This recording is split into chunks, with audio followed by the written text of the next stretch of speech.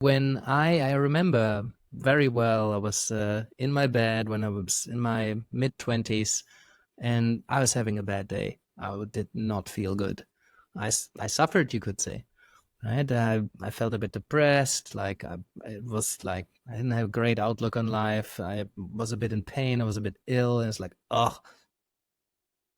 And then I had this moment where I realized feeling like this right now allows me to appreciate not feeling like this. This expands my range of consciousness and experience, right? So if I were to feel good all the time, then good would just be my new normal. And if I would feel excellent all the time, then excellent would become my new normal. And then incredible would become my feeling good. And feeling good would become my new suffering.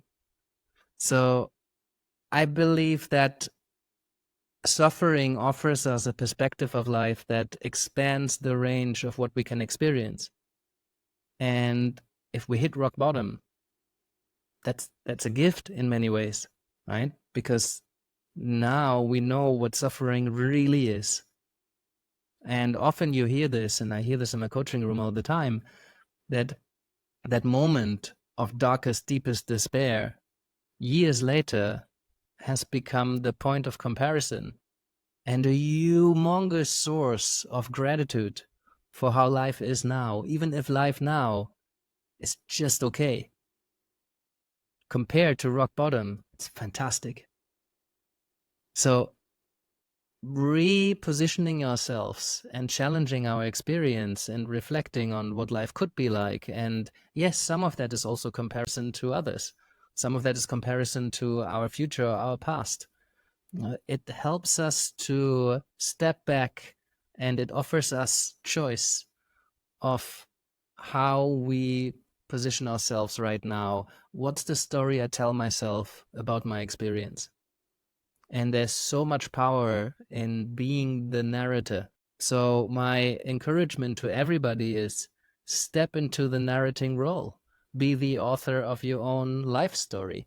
It doesn't mean that you can write your life, but you can write the story of how you tell the story about your life and your experience.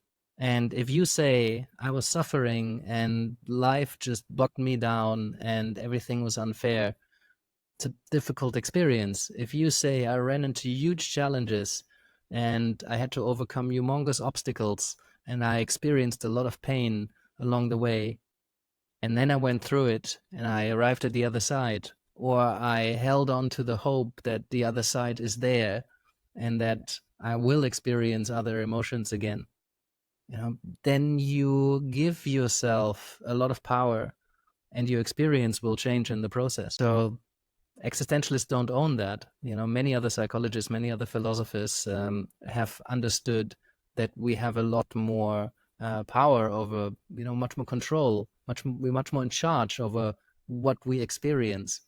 We don't need to be a slave to life or a slave to our emotions. We don't need to be responsive to, outside influences. We can take a lot more charge of how we feel, what we experience, and where our life is going, if we're willing to carry the responsibility.